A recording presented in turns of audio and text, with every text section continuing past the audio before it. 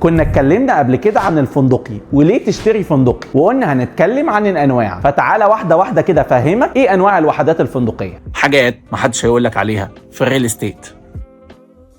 هحاول اختصر لك الموضوع في 3 انواع: البراندد ابارتمنت، السيرفيس ابارتمنت، والشقق للتشطيب فندقي. البراندد ابارتمنت دي بتكون وحده فندقيه داخل الفندق وبتخضع لقواعد الفندق ولقواعد السياحه المصريه، بتتسلم غالبا متشطبه ومفروشه، بتصدع للعلامه التجاريه للفندق زي ماريوت وفور سيزون وهكذا، والكواليتي اوف هوسبيتاليتي او الخدمات ومستواها اللي بيقدمها الفندق، وبالتالي ينطبق عليها تصنيف الفندق اللي هو كام نجمه، 3 نجوم 5 نجوم وكده. تقدر انت تأجرها؟ لا، ما تقدرش تأجرها بشكل مباشر لانها بتخضع للفندق. الفندق هيأجر لك وحدتك وهيأجر كل وحدات البراندد، وفي نهايه السنه هيوزع الارباح على كل الملاك بغض النظر وحدتك اتأجرت او لا، وطبعا مع اعتبار فروقات التميز ما بين الوحدات. طب تقدر انت تفرشها بذوقك؟ لا، لانها بتخضع لنظام الفندق. طب لو حبيت انت تقعد فيها لازم تتواصل بشكل مباشر مع الفندق وتحدد الميعاد اللي انت هتيجي فيه، وبيتخصم قيمه استخدامك من ربحك السنوي. طب لو انت لقيتها متأجره وانت عايز تقعد فيها، هتقعد في اي وحده زيها عادي، مش لازم بتاعتك بالظبط. طب العائد على الاستثمار منها اعلى تير في الاستثمار الفندقي. طب تقدر تحدد لي الربح هيكون كام بالظبط؟ لا، لان ده متوقف على سيزون السياحه وقوته زي اي ايجار في اي فندق في الدنيا. لكن لو هحسب بالتقريب هعتمد على اللوكيشن والعلامه التجاريه وعدد النجوم، وهجيب اي مثال مشابه وهطلع المتوسط. طب السعر دي اغلى حاجه في الفندق، يعني بالميت 17 مليون وانت طالع، من اول استوديو لحد 4 غرف، وطبعا قسط، وعلى قد لحافك مد رجليك.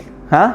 السيرفيس ابارتمنت وحده فندقيه بتكون بجانب الفندق مش جوه الفندق، بس تقدر تاخد خدمات الفندق عادي. غالبا بتتسلم متشطبه بس من غير فرش، وانت اللي بتفرشها طبقا للمواصفات المطلوبه، فلازم تبقى حاجه شياكه وكده. ومن هنا تقدر انت تاجرها بنفسك سواء بشكل مباشر او عن طريق اي ابلكيشن زي اير بي ام بي، وتقدر تخلي الفندق كمان ياجرها لك. طب انت تقدر تعيش فيها؟ عادي براحتك، وتقدر تاجرها بنفسك لو عاوز. طب تقدر تاخد خدمات الفندق؟ طبعا لو حبيت، ولكن بتكون باكسترا فيز. خلي بالك ده في مشاريع جواها شركات بتقدم فكره الهوسبيتاليتي من غير ما يكون جواها فندق في الاساس. طب تقدر تخلي الفندق ياجرها لك؟ طبعا، بس بشرط ان يكون الفرش مناسب لمواصفات الفندق ومطابق للعلامه التجاريه، مع العلم ان الربح مش بيتقسم على كل الملاك زي البراندد، لكن دي زي ما تتاجر وتجيب معاك. يعني اتاجرت كل السنه يبقى عنب، اتاجرت جزء من السنه يبقى الحمد لله، ما اتاجرتش خالص قدر الله ما شاء فعل. طب وبالنسبه للعائد على الاستثمار ايه الدنيا؟ السيرفيس ابارتمنت ملهاش تقييم واضح او عدد نجوم زي الفنادق والبراندد، الا طبعا لو اجرتها عن طريق الفندق بشكل مباشر ودايم. لكن لو انت بتاجرها بنفسك هيبقى ليك تقييم فردي زي تقييمات اير بي ام بي، وكل ما الريت عالي كل ما زاد السعر. طب وبمناسبه السعر، في تفاوت كبير في السيرفيس ابارتمنت حسب اللوكيشن والمساحات، لكن هي اقل من البراندد بنسبه كبيره، بس يعني بنتكلم من اول 7 مليون وانت طالع، وفي استوديو غرفه 2 زي ما تحب، وطبعا بالقسط. اخيرا شقه بتشطيب فندقي. عارف الشقق المتشطبه ومفروشه حلوه قوي على النيل في الزمالك؟ بتتأجر الخلايجة والعرب بيحبوها قوي. دي فكرة الشقة المتشطبة تشطيب فندقي، واللي كمان اتنقلت مؤخرا لجوه الكومباوند. اصل هيجي واحد يشغل دماغه ويقول لك ليه اشتري سيرفيس ابارتمنت والفندق يشاركني فيها؟ طب ما اجيبها انا واشطبها وافرشها واعمل لها الخدمات واجرها واعمل انا المصلحة كلها. وهنا غالبا مش هيكون في اي نوع من الفاسيلتي او الكنترول، لان مفيش فندق من الاساس. تقدر تسكن فيها؟ يا عم شقتك في ايه؟ تقدر تأجرها مباشر؟